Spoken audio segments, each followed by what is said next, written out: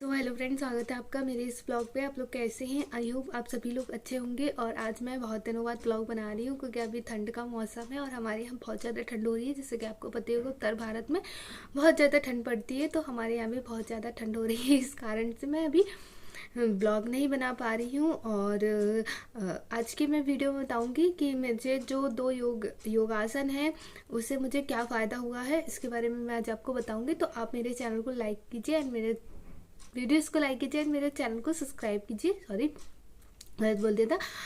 तो मुझे सबसे ज़्यादा बेनिफिट हुआ है वो कपालभाति से हुआ है और प्लस अनुलोम विलोम से हुआ है। इसमें मेरी दो प्रॉब्लम, इस चीज़ से मेरी दो प्रॉब्लम ठीक हो गई है।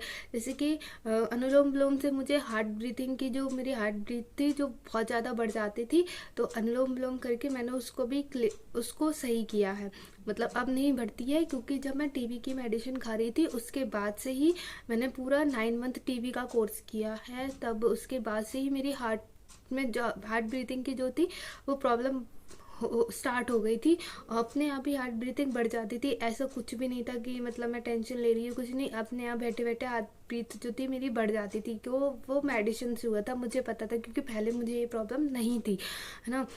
तो मैं जब गायने के पास गई थी तब ऑक्सीजन लेवल और ये सब चेक वगैरह होता था, तब हमारा हार्ट बीट भी चेक हुआ था। तब मेरा बहुत ज़्यादा बढ़ी हुई थी। तो मैडम ने मुझसे बोला कि आप कोई टेंशन ले रही हैं कुछ? मैंने बोला कुछ भी नहीं ले रही हूँ, फिर इतनी हार्ट बीटिंग नहीं बढ़नी चाहिए।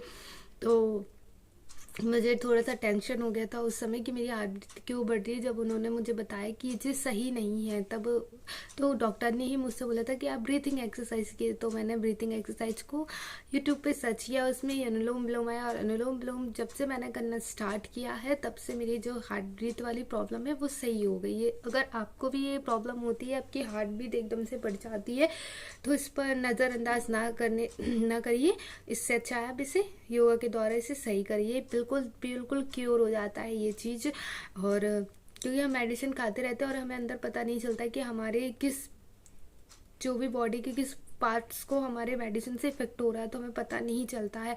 और अगर मैं भी इस चीज़ में ध्यान नहीं देती तो आज मुझे भी कोई ना कोई प्रॉब्लम रहती, क्योंकि मैंने भी बहुत सारी मेडिसिन खाई हूँ और इस समय मैं कोई भी मेडिसिन नहीं खा रही हूँ और सिर्फ एक सिरप ले रही हूँ जिसका मैंने आपको बताया है, और ना मैंने कोई भी डॉक्टर को दिखाया है। और अभी मैं सिर्फ दो योगासन कर रही हूँ, एक कपालभाति कर रही हूँ और एक अनुलोम विलोम कर रही हूँ, क्योंकि अभी हो नहीं पाता है। बाकी मैं जो भी भस्त्रिका है और leg up the wall position है, ये उसको हिंदी में क्या बोलते हैं, आई डोंट नो, मुझे समझ नहीं आ रही, याद नहीं आ रहा है, तो बताऊंगी। बहुत सारे हैं पर अभी मैं इतने नहीं कर पा रही हूँ। बाकी मुझसे बनता सब है, क्योंकि फ्लेक्सिबिलिटी आ जाती है तो ये खुद से ही होने लगते हैं, है ना।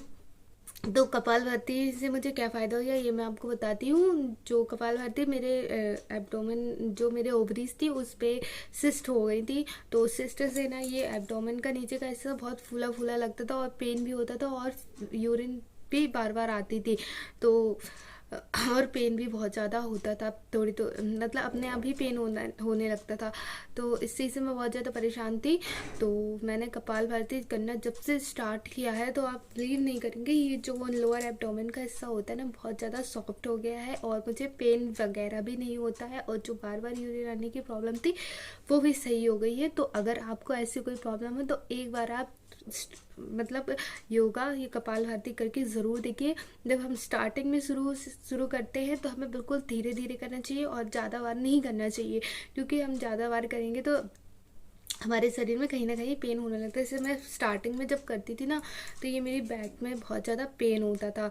तो मैं धीरे धीरे करना स्टार्ट किया और आज मुझे 6 मंथ, तो 6 मंथ हो चुके हैं करते करते करते करते। अब मैंने अल्ट्रासाउंड नहीं कराया है कि अंदर क्या सही हुआ है, क्या नहीं हुआ है, क्या हो रहा है। अब जब मैं अल्ट्रासाउंड करूँगी उसके बाद मुझे पता चलेगा कि मेरी सिस्ट की प्रॉब्लम है वो ठीक हुई नहीं। बट मुझे इतना पता है कि जो ये नीचे का हिस्सा लोअर एब्डोमेन कहलाता है, इसमें जो मुझे दिक्कत होती थी वो मेरी ठीक हो गई है।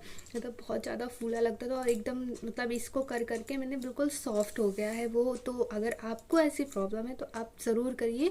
और एक बार अगर आपको नहीं समझ में आता है कपालभाति कैसे करते हैं, तो यूट्यूब तो है, यूट्यूब पे आप वीडियो सर्च करिए बाबा रामदेव की, उसमें जाके देख सकते हैं। और इससे मुझे तो बेनिफिट हुआ है, तो आपको भी ज़रूर होगा। बस अब मैं अपने अंदर एक कॉन्फिडेंस रखना चाहिए कि ये चीज़ को हमें खुद से ही ठीक करना है, तो ये चीज़ ज़रूर ठीक होगा। तो बस यही मैं बताना चाह रही हूँ, ये 2 प्राणायाम आप ज़रूर कीजिए, अनुलोम विलोम और कपालभाति। सो मिलते हैं नेक्स्ट ब्लॉग पे। आप मेरे चैनल को सब्सक्राइब कर लीजिए एंड मेरी वीडियोस को लाइक कीजिए।